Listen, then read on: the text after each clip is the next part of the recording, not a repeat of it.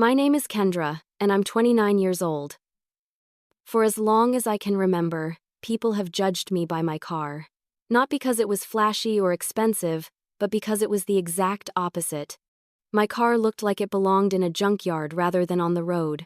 The paint had long since faded into a dull, uneven mess of reds and browns. The driver's side mirror was held together with duct tape, and the muffler coughed and rattled so loudly that everyone on the block could hear me coming from 2 streets away. To me, it was just transportation.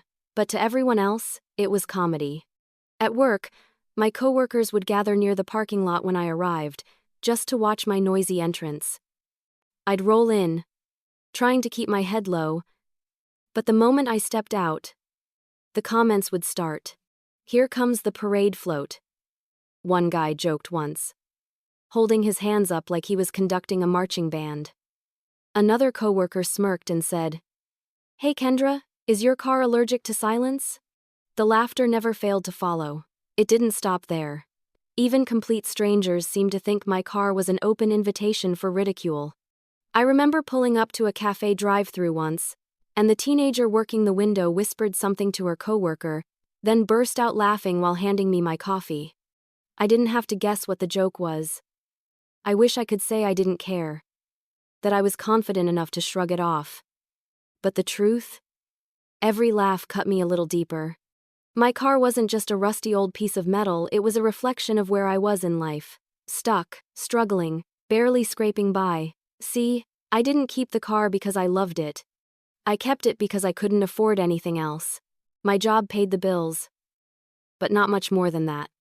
Between rent, groceries, and the occasional emergency, saving up for a new car felt like an impossible dream. Still, the humiliation was relentless. Once, a guy I went on a date with took one look at my car and said, maybe we should just meet there next time." He didn't call me again after that night. I tried to laugh it off, but when I drove home, the tears came. Even my cousin Simone, who was supposed to be family, would poke fun whenever she visited. "Girl, that thing looks like it's one pothole away from falling apart," she'd tease, snapping pictures for her social media with captions like "number RIP car." Every like and laughing emoji on her posts felt like a dagger.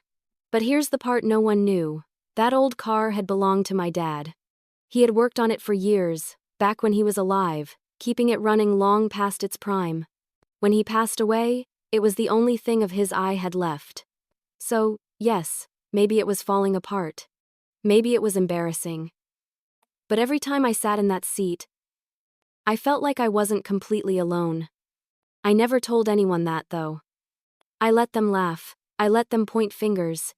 And every day, the weight of their ridicule made me wonder if maybe they were right. Maybe it was time to give it up, trade in my pride for something shinier, something newer, even if it meant taking on debt. I remember one night sitting in my apartment, staring at my reflection in the window, and whispering to myself, maybe I should just let it go. The thought of parting with my dad's car broke my heart, but the humiliation was wearing me down. But then, just as I was ready to let it go forever, one stranger told me to hold on to it. It all began with a chance encounter at the gas station. A few days after I had nearly convinced myself to finally part with my old car, something unexpected happened. I was at a rundown gas station, the kind where the neon lights buzz faintly, and the cracked pavement tells stories of years gone by. I pulled up to the pump, my car screeching as usual, announcing my arrival like an unwilling trumpet. As I stepped out, I noticed a woman standing at the pump opposite mine. She looked to be in her early 60s, with silver-streaked hair tied neatly back in a scarf, and she carried herself with a kind of quiet elegance. I braced myself for the usual smirk, the sideways glance, the comment I'd heard 100 times before. But instead of laughing, she walked closer. Her eyes softened as she studied my car, and then, to my shock, she smiled. "You don't see many of these around anymore," she said, her voice warm, tinged with nostalgia. I blinked, unsure if she was joking. Yeah.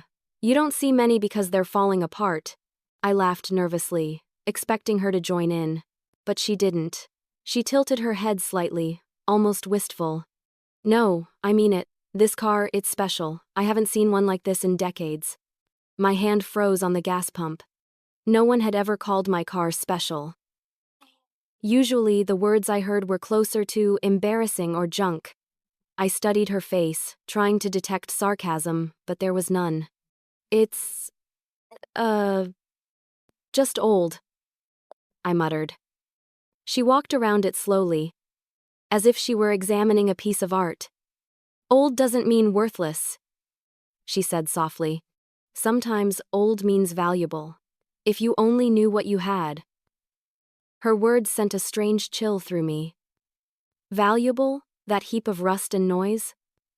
The thought seemed absurd. Before I could ask her what she meant, she smiled again, almost knowingly, and returned to her car. She drove off before I had the courage to press further. I stood there, gas pump still in hand, staring after her like she had just revealed a riddle I didn't understand. For the rest of the day, I couldn't shake her words. Valuable. Special. They echoed in my head like a song stuck on repeat. That night, I called my cousin Simone and told her what happened. Predictably, she burst out laughing. Girl, please. That old bucket of bolts? Valuable? Maybe a scrap metal. She cackled through the phone, and I clenched my jaw, regretting I'd told her anything. Still, even through her mocking, a seed of curiosity had been planted in me. What if the woman had seen something I didn't? Later that week, I mentioned it to a few coworkers during lunch. I regretted that too. One guy chuckled. Yeah, maybe it's valuable. To a museum of bad cars? Another added, don't let anyone scam you into thinking that jalopy's worth more than $20. Their words stung, but beneath my embarrassment, I felt a flicker of defiance. Maybe they were right. Maybe the woman was just some eccentric who saw meaning where there was none. But what if she wasn't? That night, I found myself sitting at my laptop, typing in the make and model of my car. At first, the search results were exactly what I expected, forums filled with people venting about how unreliable these cars were. Lists of worst cars of the decade, memes mocking their design. But then I stumbled across a thread in a vintage car forum. The post was dated only a few months back. Someone had written, looking for this specific model, rare trim edition. Paying premium for any condition. Restoration possible. My breath caught. I clicked deeper. Another forum post talked about how this model, produced in limited numbers, was starting to catch the eye of collectors. Something about the craftsmanship, a quirk in its production, and the nostalgia factor was driving up interest. I leaned closer to my screen, scrolling faster. Some restored versions were selling for staggering amounts, numbers that didn't even seem real. I immediately pulled up photos of my own car to compare. The details matched.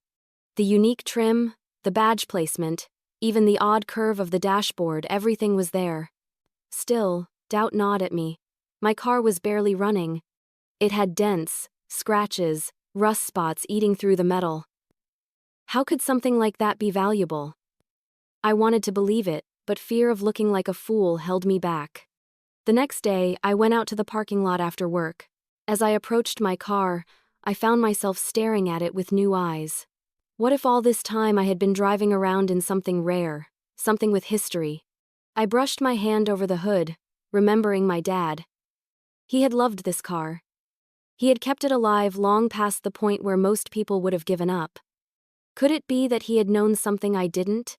That night, lying awake in bed, I kept replaying the gas station encounter in my mind. That stranger's voice was calm but certain. If you only knew what you had. I knew one thing for sure, I couldn't ignore this anymore. So I made a decision. I was going to find out the truth. After days of hesitation, I picked up my phone and searched for local appraisers.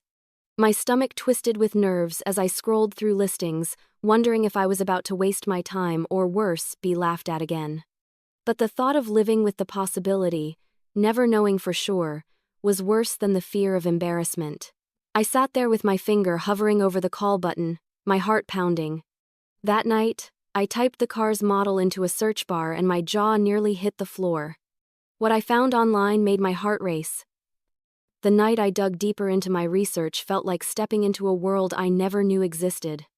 I had typed my car's make and model into the search bar before, but this time I went further down internet rabbit holes I hadn't even known were there. Collector forums, niche websites, archived catalogs, old dealership ads scanned from yellowed magazines. Suddenly, the car that had been the source of so much shame looked different in the glowing light of my laptop screen. It wasn't just a beater anymore. It was a rare model. A limited run from the early 80s, produced in small numbers, discontinued when the company nearly went bankrupt. A handful of units had survived, most of them either destroyed in accidents or rotting away in barns. And mine was still alive. Barely, sure, but alive. My pulse quickened as I read stories of collectors who had spent years searching for one. I found a thread where a user claimed they'd been trying to track down this exact model for over a decade. They wrote, "If anyone has one even in bad condition, I'll pay serious money." I sat back in my chair, my palms damp. Serious money. Could they mean hundreds, thousands, tens of thousands? One listing from a classic car auction caught my eye. A restored version of my car, gleaming cherry red with a polished chrome finish, had sold for nearly 6 figures. I blinked, convinced it had to be a typo. 6 figures? For the same car people mocked me for every single day? I hurried outside to the parking lot of my apartment complex. It was late, but I didn't care. Under the weak glow of the streetlight, I crouched down and studied my car the way the mysterious stranger had.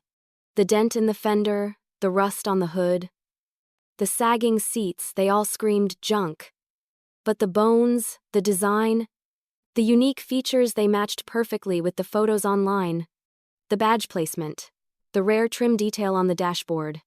Even the odd-shaped steering wheel, which I had always thought looked awkward, turned out to be a rare manufacturing choice that made the car even more collectible. I traced my fingers over the badge, whispering, "Is it really you? All this time?" But then the doubt crept back in. The internet could be misleading. Maybe I was fooling myself, seeing value where there was none.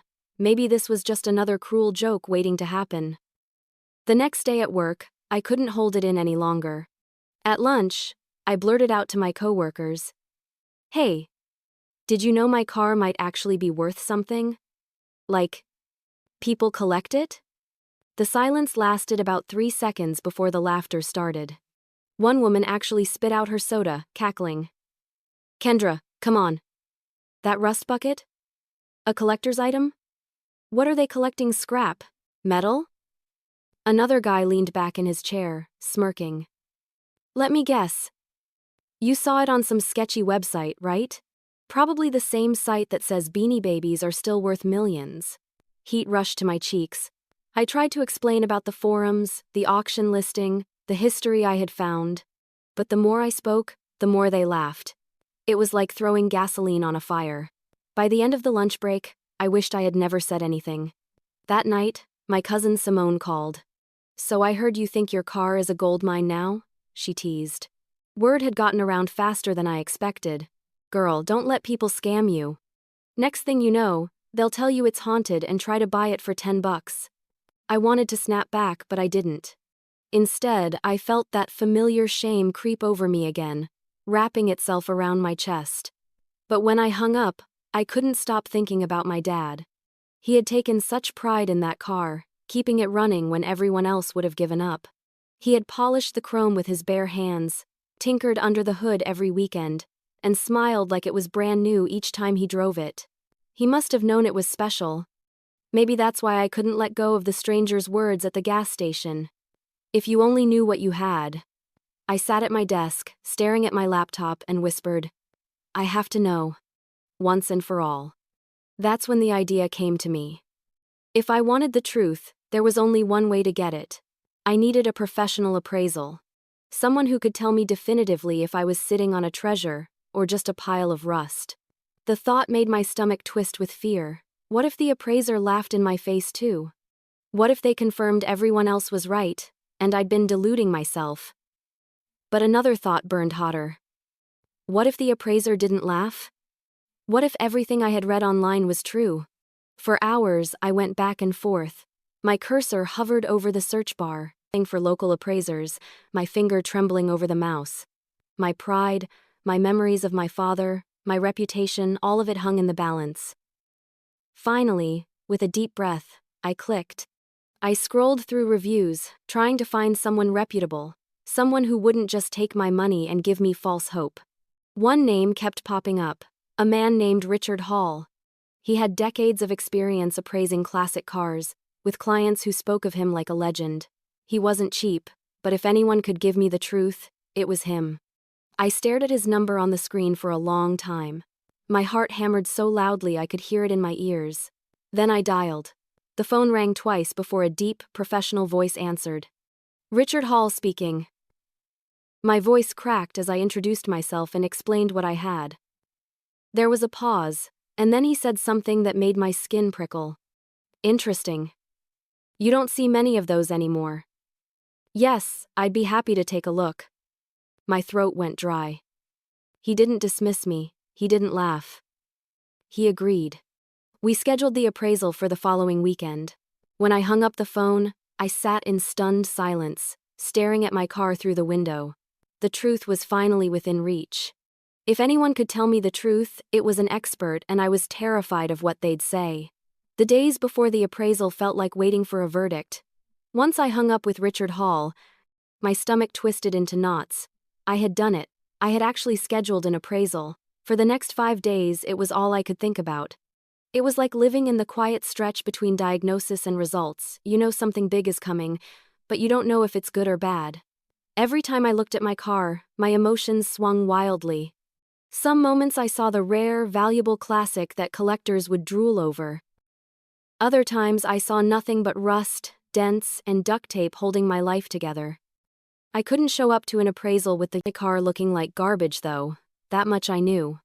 So, the next morning, I gathered buckets, soap, rags, and whatever half-empty bottles of car wax I could find in the back of my closet. The sun was blazing as I dragged everything to the parking lot.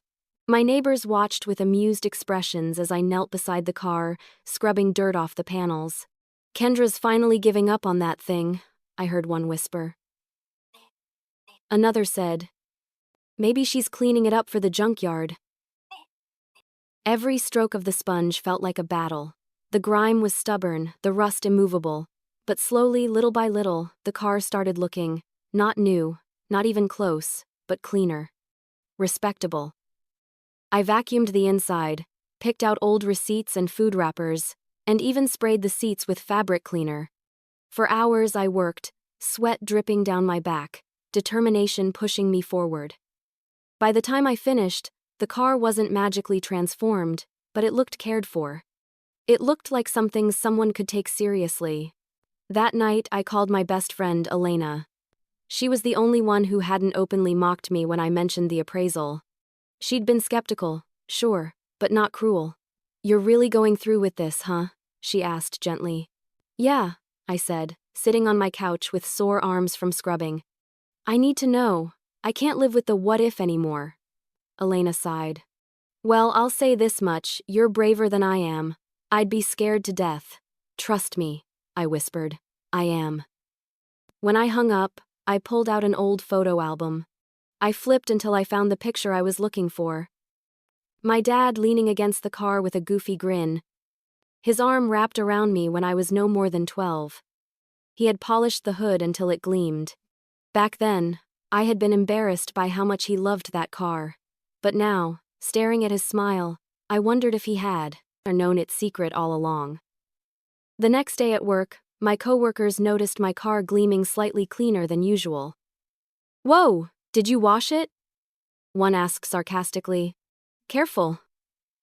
It might fall apart from the shock. The laughter bubbled up again, but this time, I didn't shrink. I just smiled faintly, clutching the secret in my chest.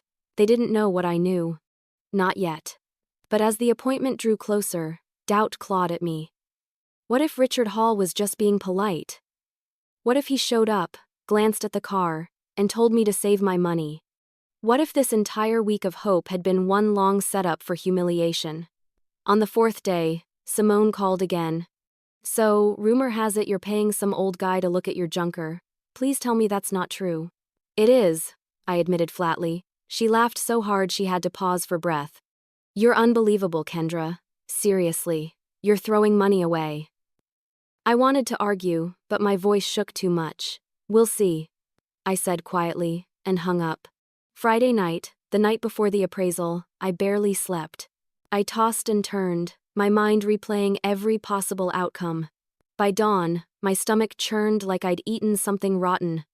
I spent the morning cleaning again, polishing what little chrome was left, dusting the dashboard, even wiping down the tires.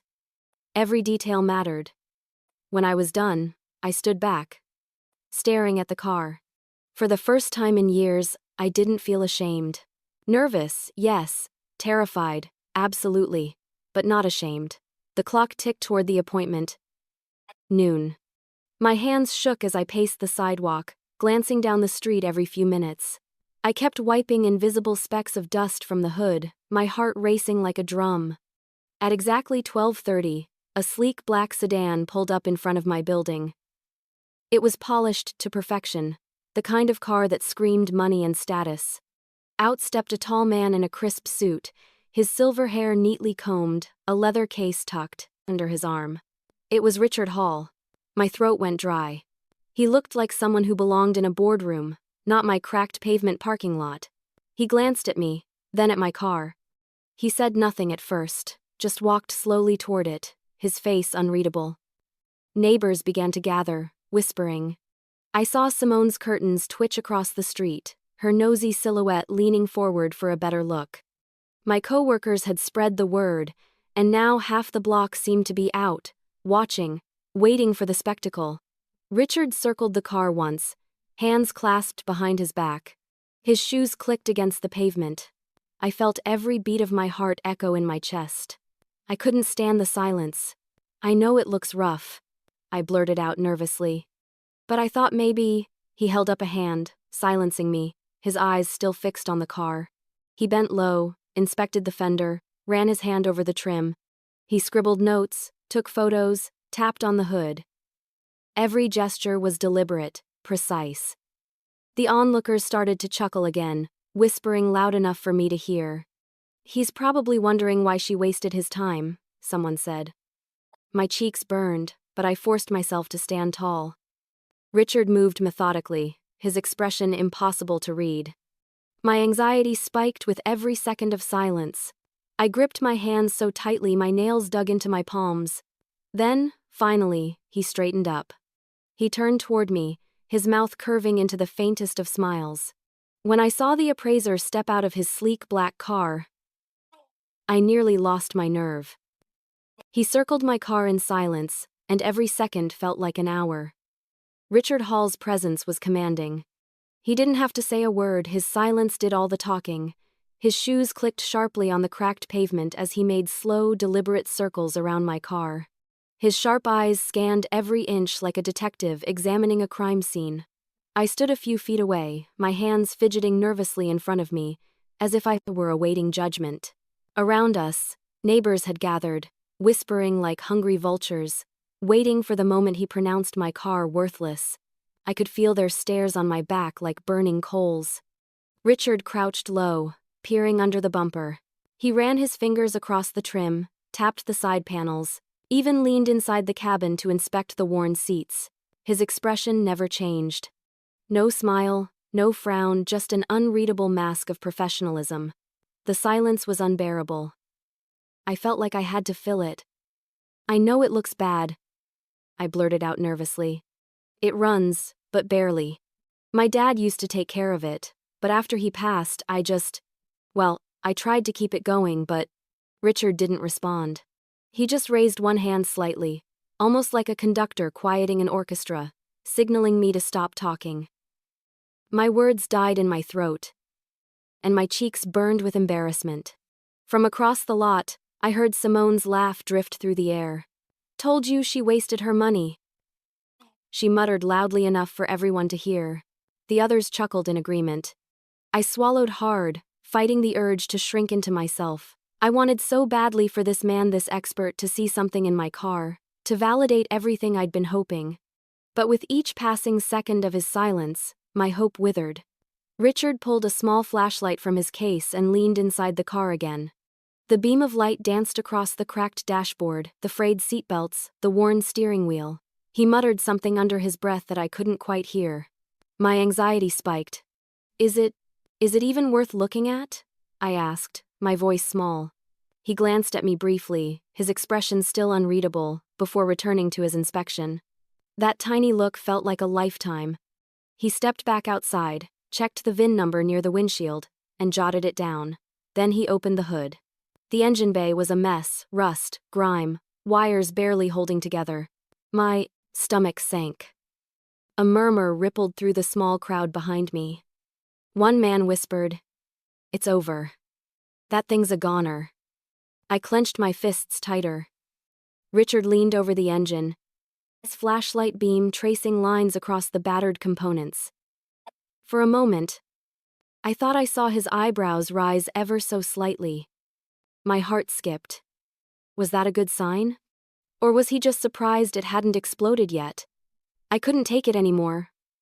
"I'm sorry," I stammered. "I probably wasted your time. Someone told me it might be rare, and I thought maybe, this time." He straightened up fully and turned to face me. His expression softened, just slightly. "Never apologize for being curious about value," he said in a calm, measured tone. "You'd be surprised what people overlook." Those words hit me like a jolt of electricity. He didn't laugh. He didn't dismiss me. Instead, he acknowledged the possibility. My chest tightened with cautious hope. The crowd had quieted too, leaning in closer now. They weren't laughing as loudly anymore. They wanted to hear what he'd say next. Richard closed the hood carefully and walked around the car again, slower this time. He paused at the rear, studying the taillights and the bumper. He even crouched again to inspect the undercarriage. Every action felt heavy with meaning, though I didn't know what that meaning was yet. Finally, he tucked his flashlight away and scribbled a few last notes. Then he straightened his suit, turned toward me, and gave a small, deliberate smile. My breath caught, my heart hammered. Was he about to deliver the verdict? "Interesting," he said quietly. That single word echoed in my ears. Interesting. Not worthless. Not junk. Interesting. "What does that mean?" I asked quickly, my voice trembling. He didn't answer right away. He studied me for a long moment, as though weighing whether I was ready for the truth. Then he took a slow step forward, lowering his voice so only I could hear. Behind us, the crowd of neighbors leaned closer, straining to catch even a whisper. Richard's eyes glinted with something I couldn't place: excitement? Amusement? Respect? He adjusted his glasses, glanced back at the car, and then met my gaze. Then, in a calm voice, he said something I never expected. That car they mocked me for was worth more than everything I owned combined. Richard's voice was calm, but the weight of his words hit me like a tidal wave. For a moment, I just stood there, blinking at him, certain I had misheard. Around us, the crowd fell into stunned silence, their mocking smirks wiped clean in an instant. "I'm sorry." "What?" I whispered, my voice barely audible. Richard adjusted his glasses and gestured toward the car. "This isn't just an old vehicle. This is a limited production model, one of the rarest runs of its kind. Fewer than 500 were made, and far fewer survive today in any condition. What you have here is something collectors would fight tooth and nail over." My knees nearly gave out. "But it's falling apart. It barely runs." He gave a small, patient smile. "Condition matters, of course, but rarity matters more. Even in its current state, this car holds significant value. Restored, it could fetch an extraordinary price." A murmur rippled through the neighbors. I caught Simone's face in the crowd, her jaw slack, eyes wide. For once, she had nothing to say. Richard pulled out a folder from his case and began flipping through papers. "I've appraised cars like this before. Recently, one in restored condition sold at auction for over $100,000. Another, in slightly worse shape than yours, sold for $45,000. My mouth went dry. 45,000? He nodded firmly. And yours is one of the more desirable trims. Even in this condition, you could expect an immediate valuation in the tens of thousands. If you invest in restoration, the numbers could climb substantially higher. My heart pounded so hard I thought it might burst from my chest. All those years of ridicule, all the humiliation, all the whispers behind my back, it had all been built on ignorance. They had laughed at me, mocked me, called my car a joke. And yet, standing in front of me was a professional telling me it was worth more than I had ever dared to imagine. I couldn't stop my hands from trembling. Are you sure? Richard's gaze was steady. Absolutely. You've been sitting on a treasure without even realizing it. The crowd around us erupted into hushed whispers. My neighbor, who had once joked that my car belonged in a landfill, now looked like he'd swallowed a lemon. Another muttered, "Unbelievable," as if trying to process what he'd just heard. I glanced toward Simone. She was frozen, her face pale, her phone clutched tightly in her hand. I knew she wanted to snap a picture, but even she seemed too stunned to move. For the first time in years, I felt something shift deep inside me. Pride. Not the hollow kind you fake to hide embarrassment, but real, bone-deep pride. My dad had been right to love this car. He had been right to keep it alive when everyone else would have abandoned it. And now, here I was, finally seeing what he must have seen all along. But with pride came panic. Richard's words spun in my head. Tens of thousands, 6 figures if restored. It sounded unreal. What was I supposed to do with information like that? I asked the only question that came to mind. So, should I sell it? Right now? Richard shook his head thoughtfully. That depends on what you want. You could sell it as is and still walk away with a significant sum. But if you're willing to invest time and money into a full restoration, the potential return is far greater. It's a gamble, but one many collectors would kill to have. The choice suddenly felt suffocating. Sell it now and escape my financial struggles? Or take the risk, invest in restoration, and hope the payoff came later? The neighbors, sensing drama, leaned closer. Someone shouted, "Take the money, Kendra." Another said, "Don't be stupid, fix it up first." Simone finally found her voice, sneering. "You won't actually believe him, will you? It's just words. You'd be crazy not to cash out before it falls apart completely." Her doubt cut me, but I saw the flicker in her eyes. Fear. Because if Richard was right, then everything she had mocked me for, every cruel joke, was now her humiliation, not mine. Richard ignored the noise around us and kept his attention on me. "This is your decision, Miss Carter, no one else's. But I assure you, what you have here is special.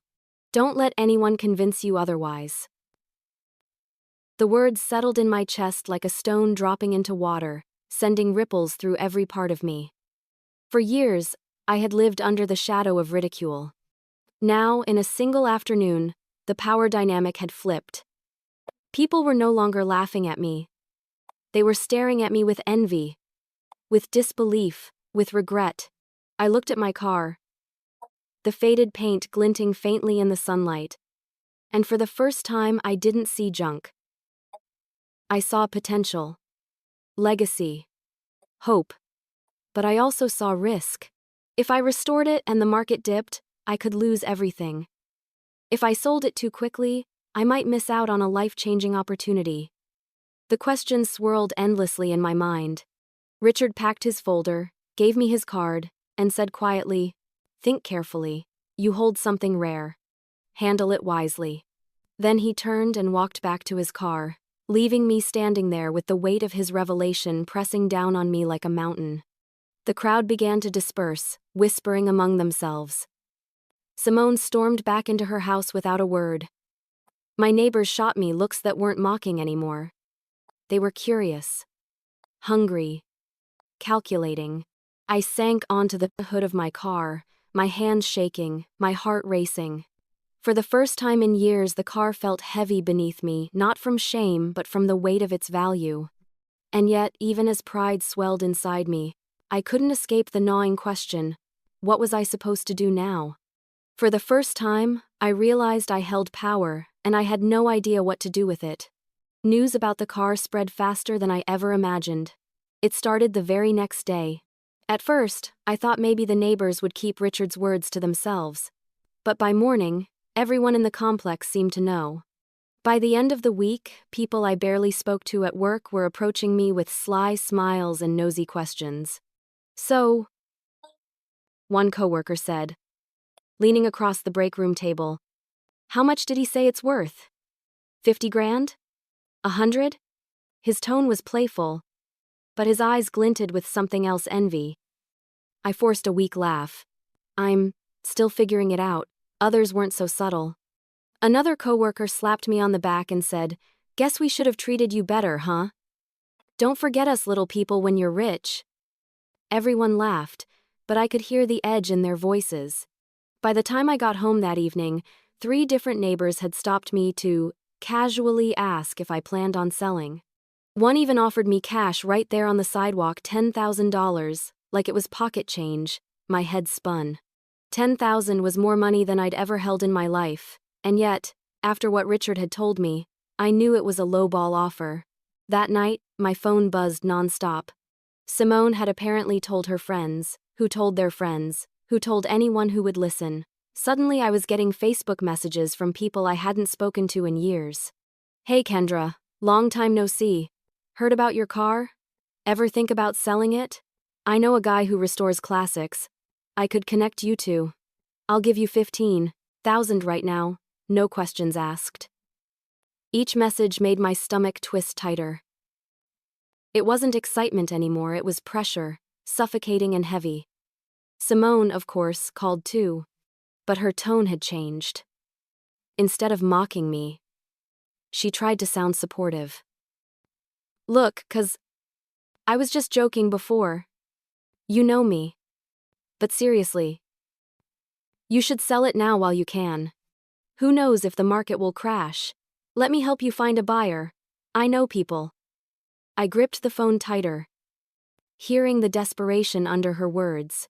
She wasn't worried about me, she was worried about missing out. The worst part was, she wasn't the only one. Everyone suddenly wanted to be part of my decision. Everyone suddenly cared about what I should do. Even strangers started approaching me. One afternoon, while I was washing the car again, a man I didn't recognize pulled up in a pickup truck. He leaned out the window, squinting at me. Hey, is that the classic everyone's talking about? He asked. I hesitated. Yes? He grinned. Tell you what, I'll give you 20 grand for it right now. Cash. I froze. $20,000? My heart raced. That was life-changing money for me. But something in the way he said it, the rush, the eagerness, made me pause. Richard's words echoed in my head. Handle it wisely. I'm not ready to sell, I said finally. His smile dropped instantly, turning into a scowl. Without another word, he drove off, tires screeching against the pavement. That night, I couldn't sleep. Offers like that were tempting. For someone like me, struggling to make ends meet, 20 grand could erase debts, buy a newer car, give me breathing room for the first time in years. But what if I was underselling? What if the restoration could turn that 20 into 100, 200? The uncertainty gnawed at me. Every time I tried to think clearly, someone else's voice echoed in my head. Coworkers, neighbors, Simone, strangers, everyone wanted a piece of the story, a piece of me. Elena, my best friend, was the only one who seemed genuinely concerned for me, not my car. You need to slow down, she told me over coffee one evening. All these offers, all this noise, it's too much. Take a step back and think about what you want, not what everyone else is pushing you toward. Her words were a lifeline. I realized I had been so swept up in everyone else's opinions that I hadn't even asked myself what I wanted. Did I want to cash out quickly, or did I want to take the risk and restore it? Did I want to let go of my father's car now or hold on to it and see what it could become? The more I thought about it, the clearer one thing became. I couldn't make a rushed decision. Selling now might bring me relief, but it also might bring regret. And regret was something I'd lived with long enough already, so I decided to block out the noise. I ignored Simone's calls. I let messages go unanswered. I started parking my car farther away, out of sight, so strangers wouldn't linger around it. Instead, I focused on the one option that scared me the most: restoration. It wasn't the easy choice. It wasn't the safe choice. But deep down, I knew it was the choice my dad would have made. He wouldn't have sold the car for a quick profit. He would have poured his soul into bringing it back to life. And maybe I could do the same. The next morning, I sat down with my laptop again and searched for restoration shops. I knew it would be expensive, maybe more than I could handle, but something inside me told me this was the path forward.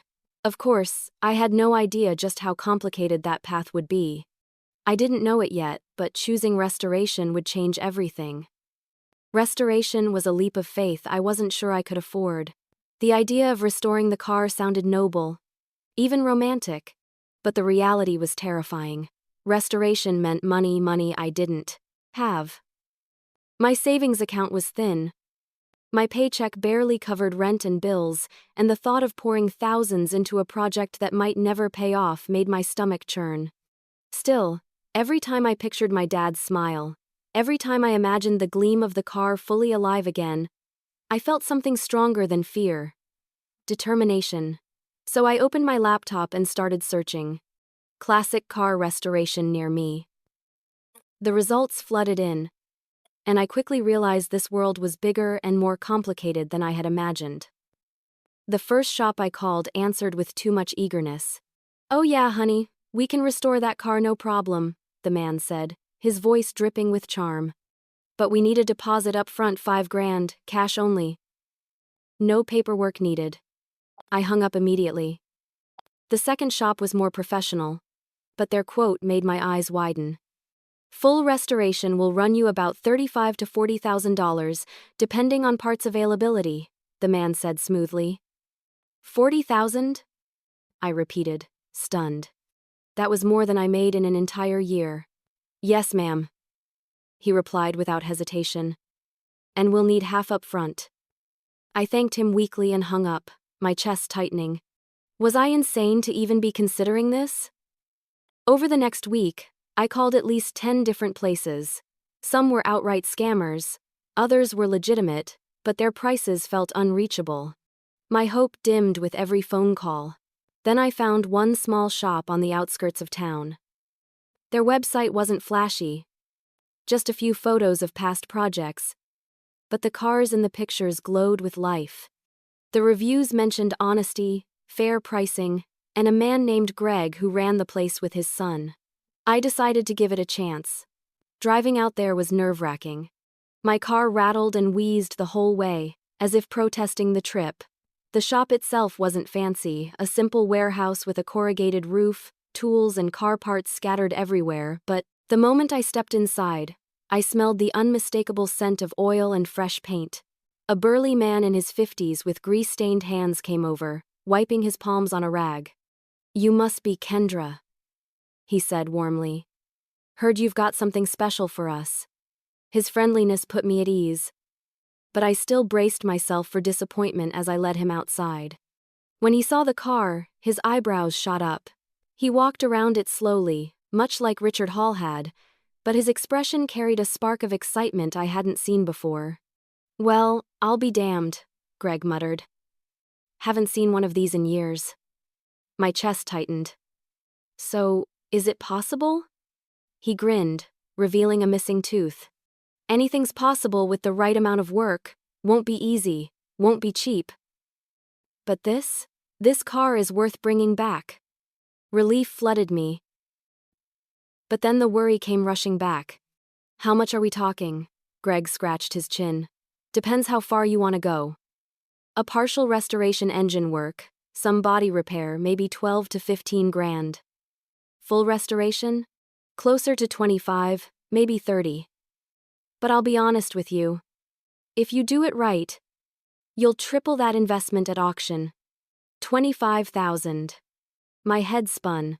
That was still more money than I had, but it wasn't as outrageous as the 40,000 quotes I'd heard. I don't have that kind of money, I admitted quietly. Greg's expression softened. We can do it in stages. You don't have to pay it all at once. We'll start with the essentials, the engine, the structure. Then we'll move on to the cosmetics. You pay as we go. His flexibility gave me hope. After a long pause, I nodded.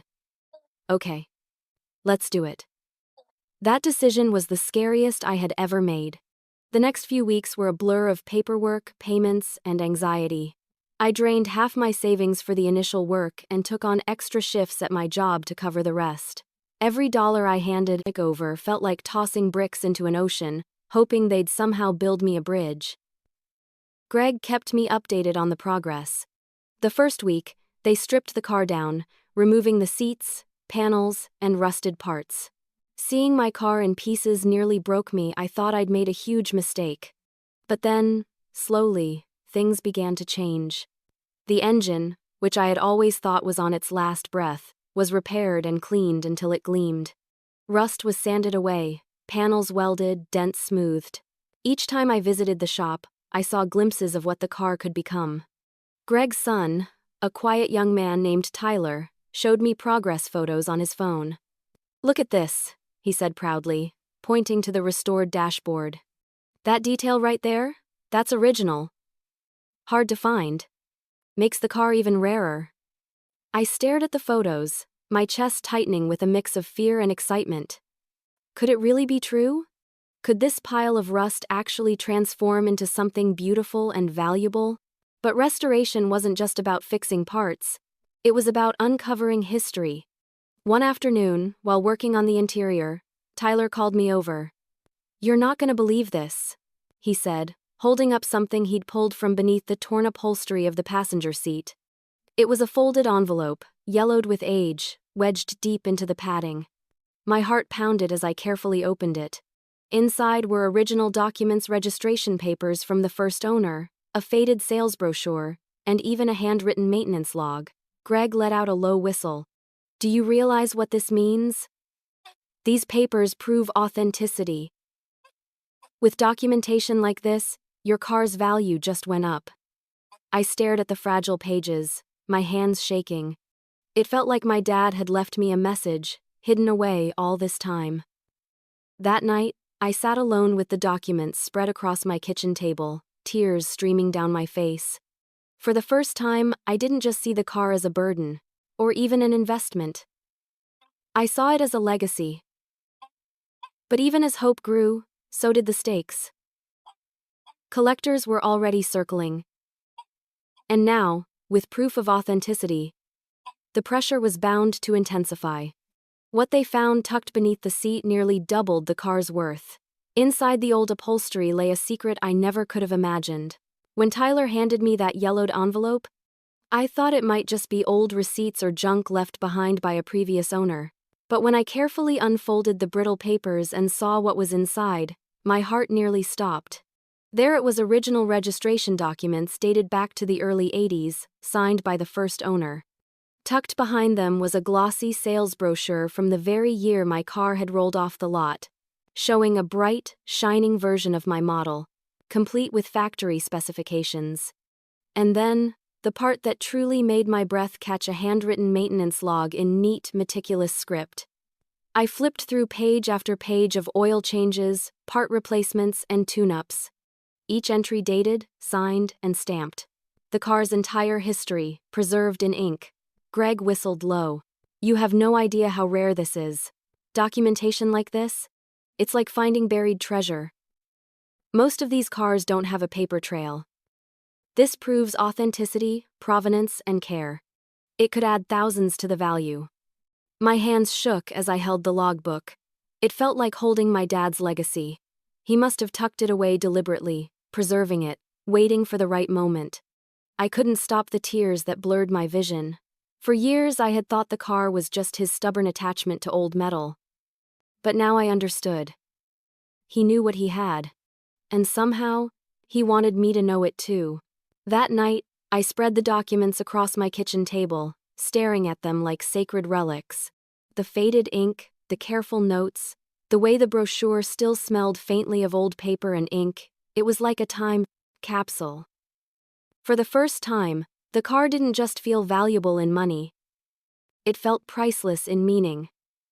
But news of my discovery didn't stay secret for long. Greg, proud of the find, posted a photo of the logbook, with my permission, on his shop's social media.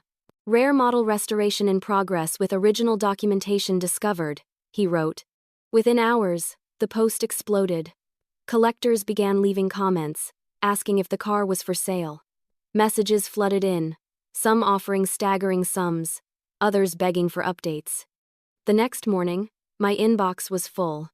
"I'll pay $60,000 as is. Interested in international purchase, cash ready. We'll fly someone out tomorrow to negotiate." I sat staring at the screen, numb. The offers weren't coming from random neighbors anymore. They were coming from serious collectors, people with money, connections, and determination. Elena came over that evening and gasped when she saw the emails. "Kendra, this is insane. You could change your entire life right now. You could pay off debts, buy a house, start fresh." "I know," I whispered, though my chest tightened with every word. Because for me, it wasn't just about money anymore. It was about my father. About the memories wrapped up in metal and leather, paint and rust. Selling it now felt like selling him. But the offers kept coming. Some were polite, others, not so much. One collector wrote, "You're wasting time with restoration. Name your price now before it's too late." Another message ended with a chilling line, "Cars like this disappear fast." I couldn't tell if it was a warning or a threat. Even Simone reappeared, suddenly dripping with fake concern. She showed up at my door unannounced, holding a bottle of wine. "'Cause, let's talk," she said sweetly. "I know people who can get you top dollar. Don't trust those strangers. Family should look out for each other." Her words were honey, but her eyes betrayed her. She didn't care about me, she cared about what she could skim from my good fortune.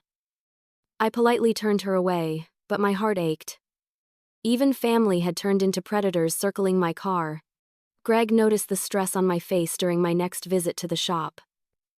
"You can't let them rush you," he advised, wiping grease from his hands. "This car isn't just an investment, it's part of your story. You decide what happens to it, not them." His words steadied me, but only a little. Because the pressure wasn't slowing, it was building.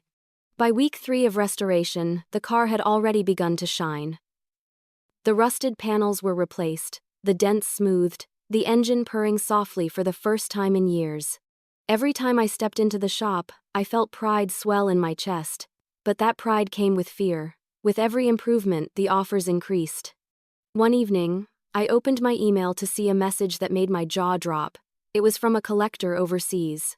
The subject line read, "We're prepared to fly in tomorrow." The message was brief but powerful. "We've been searching for this model for years. With the documents you've uncovered, it is now one of the rarest surviving examples. We are prepared to travel immediately to discuss a purchase in person. Price is no obstacle." My hands trembled as I read the words again and again. Price is no obstacle. They weren't talking about tens of thousands anymore. They were talking about life-changing money. I closed my laptop and leaned back, my heart racing. The walls of my small apartment suddenly felt too close, too suffocating.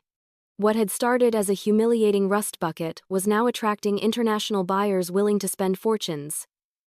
And I was the one holding the keys, but power is a heavy thing. And I had no idea if I was strong enough to carry it. The email subject line read, "We're prepared to fly in tomorrow." Suddenly, I was at the center of a storm I never asked for. After the international buyer's email, everything changed. It was as though the discovery of the documents had turned my car into a magnet, pulling attention from every corner of the world. Collectors, investors, even auction houses started reaching out. I'd never been popular before. But now my phone wouldn't stop buzzing. And it wasn't admiration, it was hunger. The first buyer had offered to fly in the next day, but before I could even respond, another message landed in my inbox. "We'll top any offer. Name your price." Then another. $100,000 sight unseen. Wire transfer ready. I sat frozen at my desk, staring at the numbers. $100,000. That was more money than I'd ever dreamed of. Money that could erase every debt, change my entire future. But instead of relief, I felt paralyzed. Because if one person was willing to offer that much without even seeing the car, what was it really worth? I forwarded the emails to Elena, needing someone to share the madness with. She called me instantly. "Kendra, this is insane. You're sitting on a gold mine, but don't you dare rush. If they're offering that much now, imagine what you could get in a real auction." Her words made sense, but the temptation gnawed at me. Every time I opened my inbox, the numbers climbed higher. Greg noticed the stress written all over my face when I visited the shop. "They'll try to pressure you," he warned, tightening a bolt on the newly polished engine. "That's their game. Don't let them rush you into a bad deal. This car is rare enough that it'll only get more valuable as we finish." But the pressure wasn't just from strangers anymore. My coworkers, who had once mocked me, now hovered around my desk like vultures. "So, when's the big payday?" one asked. Another smirked. "Don't forget who was nice to you back when you were broke." Even my manager pulled me aside, suggesting I be smart and not let this opportunity slip. It wasn't advice, it was veiled envy. Simone, of course, was relentless. She called me 3 times a day, leaving voicemails dripping with false concern. "'Cause listen, I know these people are trying to trick you. Let me handle negotiations for you. I'll protect you." Protect me. I nearly laughed out loud when I heard that. The only thing Simone wanted to protect was her chance at grabbing a cut. The offers kept pouring in. 120K, 150K, 175K. One email even came from a well-known auction house offering to feature my car as a centerpiece in their next event. That's when I realized this wasn't just about money anymore. My car had become a status symbol. The attention turned ugly too. One night, I came home to find a stranger lingering near my car in the lot. When I approached, he smiled nervously and said, "Just wanted a closer look." My chest tightened. I realized then how vulnerable I was. This wasn't just about offers anymore, there were people willing to take what they couldn't buy. I started sleeping with the blinds shut tight and the car parked in Greg's garage instead of outside my apartment. But the frenzy didn't stop. It grew.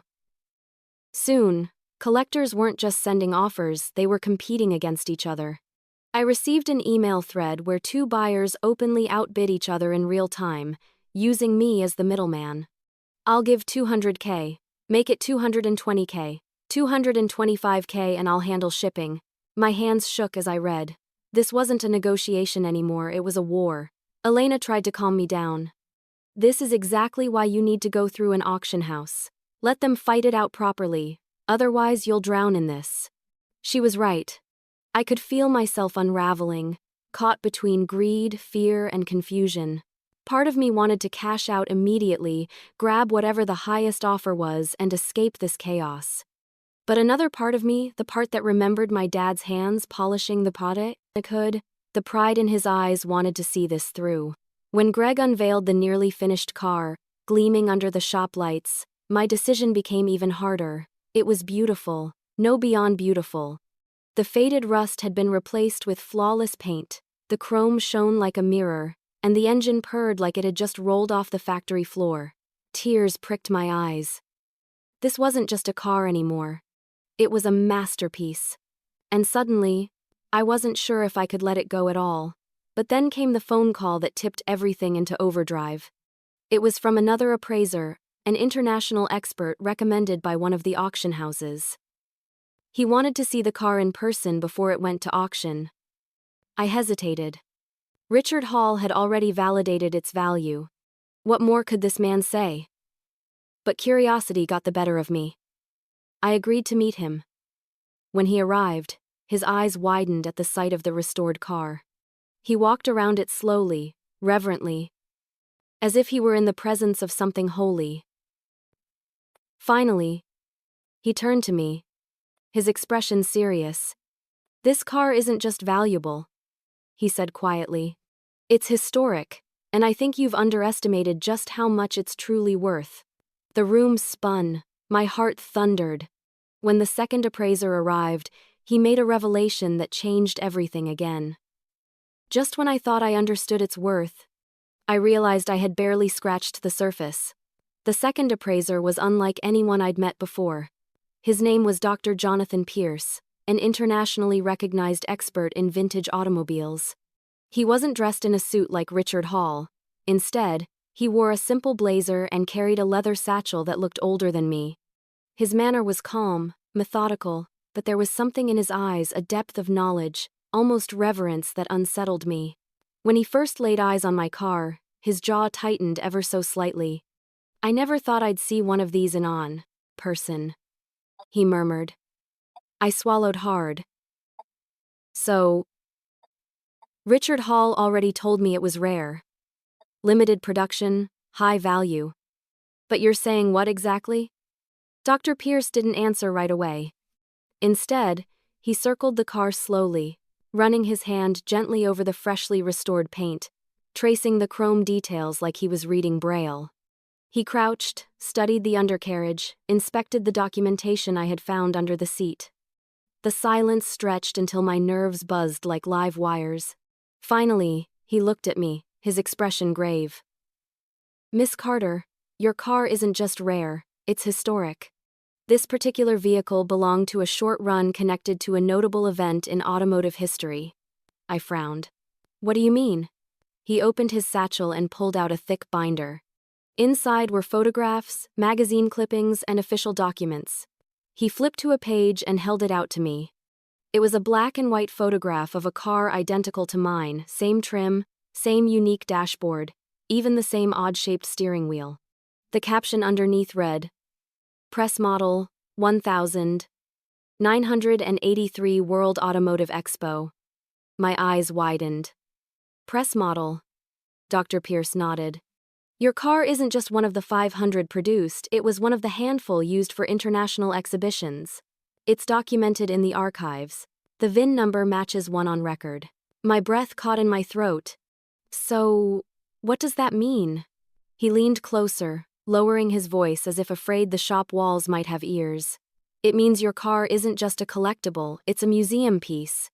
Collectors aren't just interested in it, institutions will be. Museums, heritage foundations, even international buyers who want to preserve automotive history." The weight of his words pressed down on me like a boulder. My car wasn't just valuable, it was iconic. Greg let out a low whistle, rubbing the back of his neck. "Kendra, do you realize what this means? We're not just talking six figures anymore." My knees went weak. "How much then?" Dr. Pierce hesitated before answering. "Conservatively?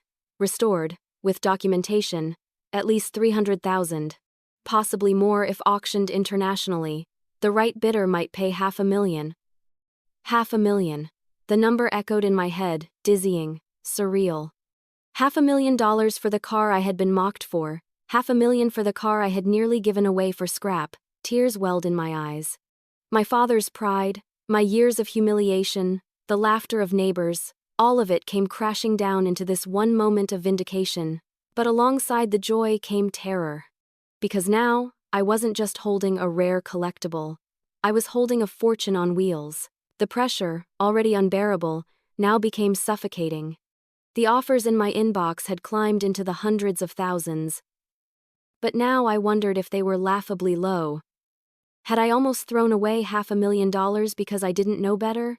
That night, sleep was impossible. I lay awake staring at the ceiling, imagining the possibilities. With that kind of money, I could pay off debts, buy a home, travel the world, build a future I never thought I'd have. But a darker thought crept in too. What if someone tried to take it from me? What if the car, now glowing under Greg's lights, became more a liability than a blessing? The following days felt like walking through a storm. More buyers came forward, more offers skyrocketed. Elena stayed by my side, grounding me. Don't let the numbers blind you, she warned gently. Money's great, but what do you really want out of this? Think about your dad. Think about yourself. Her words cut deep. Because the truth was, I didn't know what I wanted anymore.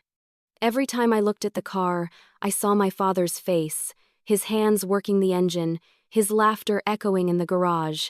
Could I really let it go, no matter how much money was on the table? Simone, of course, only grew more desperate. $500,000? She gasped when the rumors spread. Kendra, you'd be insane not to sell immediately. Take the money before someone else swoops in. Do you know how many people would kill for that kind of cash? Her choice of words sent a shiver down my spine. I started double-locking my apartment door at night. I stopped telling people where I went. The world, once mocking me for driving a rust bucket, now seemed dangerous, filled with eyes watching me, waiting for me to make a mistake. Greg and Tyler worked tirelessly, putting the final touches on the restoration. Each time I saw the car, my chest swelled with pride and dread in equal measure. It was more beautiful than I had ever imagined, but also heavier than I could bear. By the time Dr. Pierce finished his full report, one thing was clear. This wasn't just a car anymore. It was a turning point in my life, and soon I'd have to decide whether to let it go or hold on to it forever. Was I ready to let go of the very thing that had once defined my shame? Selling the car meant walking away from my past, but keeping it meant risking everything. For days, I lived in a fog of indecision. Every time I looked at the gleaming, restored car in Greg's shop, I felt my chest tighten. It was no longer just metal and paint, it was a piece of my father's soul. It was the last thing he had poured his love and effort into. To sell it felt like betrayal. But to keep it meant passing up an opportunity that might never come again. The offers in my inbox had grown into dizzying numbers: 200,000, 300,000. Some hinted at $500,000 or more if I let it go to international auction. Each number felt like a weight pressing down on me, a number that could change my life forever. But then I would think of my dad. I remembered him in our old garage, his sleeves rolled up, grease on his hands, whistling as he worked on that car. He had been happiest when he was under that hood, tinkering, adjusting, making it live again. To him, the car wasn't just transportation, it was joy. It was pride. Elena tried to guide me gently. Kendra, you don't have to make a decision today. Sit with it. Think about what you want your life to look like. Money will always tempt you. But peace? That's harder to come by. Simone, of course, had the opposite approach. Are you insane? You're sitting on a fortune. Do you know how many people would kill to be in your position? Take the money now before it's too late. Her desperation made me suspicious. She didn't care what happened to me, only that she could get close enough to skim something off the top. I started ignoring her calls, but the guilt of family ties gnawed at me. My coworkers, who once mocked me mercilessly, now acted like my best friends. They invited me to lunch, asked about my weekend, pretended to care about my well-being. But their eyes always betrayed them. They weren't interested in me. They were interested in the car. At night, I lay awake, staring at the ceiling, imagining different futures. One where I sold the car, cashed the check, bought a modest home, finally breathed without the weight of debt crushing me. Another where I kept it, locked it away, preserved it as a shrine to my father's memory. Both futures glittered and both haunted me. One night, I dreamed of my dad. He was sitting in the driver's seat of the car, smiling at me. "You'll know what to do, Kendra," he said softly. "Trust yourself." I woke with tears in my eyes, unsure if the dream was comfort or torment.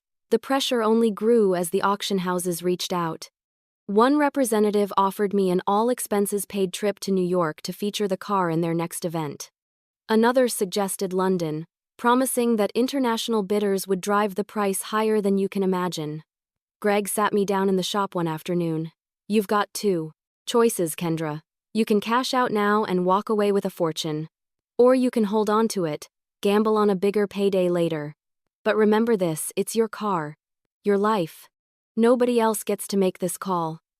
His words echoed in my head for days. Finally, I took a notebook and started writing. On one side of the page, I listed what selling the car would give me: freedom, financial security, a fresh start. On the other side, I listed what keeping it would mean: preserving my father's legacy, honoring his love for the car, holding on to something irreplaceable. The lists didn't make it easier. If anything, they made the conflict sharper. But then I realized something. My dad hadn't kept the car hidden away. He had driven it, loved it, showed it off, even when others didn't understand. Maybe the best way to honor him wasn't to hoard it out of fear, but to let the world see it the way he once had. That thought terrified me, but it also lit something inside me. The next morning, I called Elena. "I think I know what I need to do," I told her, my voice trembling. She was quiet for a moment, then said gently, "Whatever it is, I'll be there with you." So I made the call to the auction house. My decision was made. I wasn't going to sell it quietly to some collector who would lock it away in a private garage. I wasn't going to hand it over to Simone or the pushy buyers knocking on my door. If I was going to let it go, it would be on my terms. The world was going to see what my dad's car was worth, and I would stand there, front row, as the bidding began. If I was going to let it go, it would be on my terms alone. The day of the auction felt like stepping into another world. I had never been to an auction house before, let alone as the center of attention. When Elena and I walked through the tall glass doors of the New York auction hall, I felt like I was stepping onto a stage. Everything gleamed: polished marble floors, chandeliers. Sparkling above, velvet ropes guiding wealthy bidders into their seats. It felt a million miles away from my little apartment, my modest life, and the parking lot where my car had once been mocked daily. Now, that same car sat under brilliant lights at the front of the room, restored to a glory I could hardly believe was real. Its paint shimmered like liquid, the chrome details glinted with precision, and the engine purred softly during pre-auction checks. It was beautiful, powerful, and no longer mine. Not yet, anyway. Elena squeezed my hand. "You ready?" she whispered. "No," I admitted, my heart racing. "But I guess I don't have a choice." The auctioneer, a tall man with a commanding voice, began the evening by introducing the car. He spoke of its rarity, the authenticity documents, its history at the World Automotive Expo, and the meticulous restoration. His words painted my car as something legendary, not just valuable. The crowd leaned forward, eyes hungry. When the bidding opened, my chest tightened so hard I could barely breathe. "Ladies and gentlemen, shall we start at $100,000? The auctioneer boomed. Immediately, a paddle went up. Then another. Then another. 110. 120. Do I hear 130? The numbers climbed faster than I could process. My head spun as the auctioneer rattled off bids in his booming voice. Elena clutched my arm, her nails digging in as the offers leapt higher and higher. By the time it hit 200,000, the room buzzed like a hive. Collectors whispered fiercely among themselves, sizing each other up, calculating how far they were willing to go. Simone, who had somehow managed to get a seat near the back, looked like she was about to faint. Her eyes were wide, glued to the numbers flashing across the big screen. For once, she was completely silent. 250, 275, 300,000. Thank you, sir, the auctioneer called. The room erupted in murmurs. I pressed a hand to my chest, barely able to breathe. 300,000. That was already more money than I had ever thought possible. But the bidding didn't stop. 320, 350, do I hear 375? Paddles kept rising. The tension in the room was electric. I felt like I was watching a boxing match, each bid a punch thrown, each counterbid a strike back. 400,000! Gasps rippled through the crowd. My vision blurred with tears. $400,000 for the car I had once been ashamed of. But it wasn't over. Two bidders remained locked in combat, a stern-looking man in a gray suit with sharp eyes, and a woman with an accent who spoke through an interpreter, her paddle rising confidently with each counter. 410, 420, 430. The numbers were surreal. Each call from the auctioneer felt like a dream I might wake from at any moment. Finally, the man in the gray suit raised his paddle high. 450,000.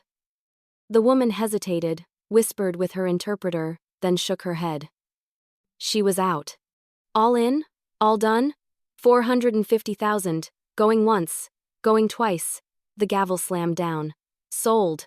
The room erupted in applause. I sat frozen, tears streaming silently down my face. Elena hugged me tightly, whispering, "You did it, Kendra. You did it." I barely heard her. My eyes were locked on the car, bathed in golden light, as attendants moved to roll it off stage. For years it had been my burden, my embarrassment. Now it had transformed into my triumph. But as the applause died and the paperwork was prepared, a hollowness crept into my chest. The car was no longer mine. The realization hit harder than I expected. My father's legacy, the last piece of him I had clung to for so long, was leaving my life forever. I wiped my eyes quickly, trying to hide my grief, but Elena saw it anyway.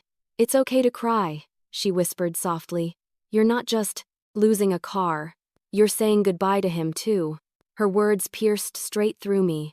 She was right. Selling the car wasn't just about money. It was about letting go. When the buyer approached me to shake my hand, I forced a smile. He congratulated me, told me the car would be treasured in his private collection, promised to preserve its history.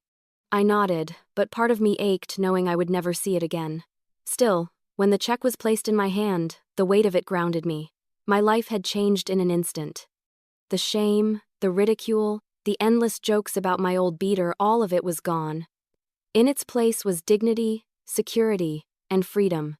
As Elena and I left the auction hall, the city lights glittered above us. I felt both lighter and heavier than ever before. Because while the car was gone, the story wasn't over. Not for me. Not yet. But the real treasure wasn't the money, it was the lesson the car taught me. I started this journey with humiliation, but I ended it with dignity. The morning after the auction, I woke up in my small apartment and for a split second, I thought it had all been a dream. The car, the appraisers, the endless offers, the auction, it all felt too surreal. But then I saw the envelope on my kitchen counter, thick with paperwork and a check so large it made my hands shake when I held it. I had spent years barely scraping by, juggling bills, and living paycheck to paycheck. Now, in one night, my life had transformed. I wasn't rich beyond imagination, but I had security, freedom, breathing room. And I knew one thing for sure, I wasn't going to waste it.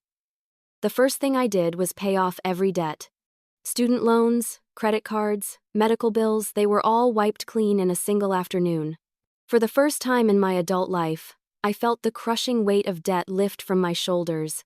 It was like I could finally stand tall again. Next, I bought a modest home. Nothing flashy, nothing over the top. A little two-bedroom place with a yard and a garage that reminded me of the one my dad used to work in. When I unlocked the door for the first time, Elena by my side, I felt tears sting my eyes. "Welcome home," she whispered, and I knew she wasn't just talking about the house, she was talking about my new life. I also bought a car. Not a luxury vehicle dripping with status, but a simple, reliable sedan. For the first time, I could pull into a parking lot without hearing laughter, without feeling the burn of humiliation. But even with that new car, I never forgot what the old one had taught me. Simone, predictably, disappeared from my life once it became clear I wasn't cutting her in on the fortune. Her calls stopped, her fake concern evaporated, and her silence was its own kind of relief. My coworkers still buzzed about the auction for weeks, some pretending they had always known it was valuable, others too embarrassed to meet my eyes. I didn't hold grudges, but I also didn't forget. Elena, though, stayed close. She had been there from the beginning, the only one who hadn't mocked me, and I made sure she knew how much I valued her loyalty. "You were my anchor," I told her one night over dinner. She smiled softly and said, "No, Kendra, you were your own anchor. I just reminded you of it." But the biggest change wasn't in my bank account or my living situation, it was in me. For so long, I had let other people define my worth. I had believed the laughter, absorbed the ridicule, and let their mockery shape the way I saw myself. That car had been a symbol of shame, but in truth, it had been a treasure all along. Not just because of its monetary value, but because of what it represented: resilience, history, and legacy. My father's pride, his stubbornness, his belief in that car they weren't foolish. They were foresight. He saw value where others didn't. And in the end, he was right. And maybe, just maybe, he had passed that vision down to me. With part of the money, I started a small scholarship fund in my father's name. It was for students pursuing mechanical engineering, automotive technology, or trade skills. I wanted others who shared his love for working with their hands to have opportunities he never had. Standing on that stage at the scholarship launch, I felt more proud than I ever had when holding the auction check. Because this was what the car had truly given me: the chance to honor him, to give back, to turn humiliation into hope. Sometimes, when I'm driving my modest new car, I glance at the rearview mirror and imagine I see the old one trailing behind me, rusty but loyal, carrying the ghost of my father's smile. And instead of shame, I feel gratitude. The laughter of neighbors, coworkers, and strangers used to haunt me. Now, those memories only fuel me, because they remind me of how far I've come, not just in wealth, but in self-worth. In the end, the car didn't just change my life, it changed me. After all, they laughed at my car, but they'll never laugh at me again,